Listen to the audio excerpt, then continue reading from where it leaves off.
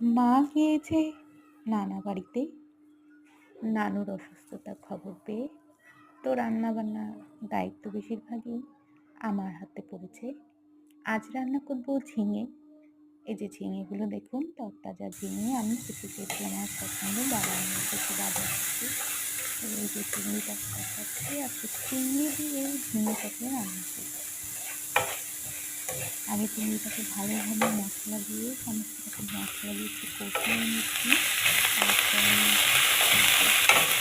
বাটা মশলা দিয়ে দিলাম,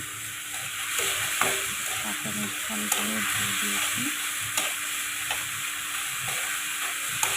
বাটা মশলা এবং গুঁড়ো মশলাও কিছু ব্যবহার করেছি।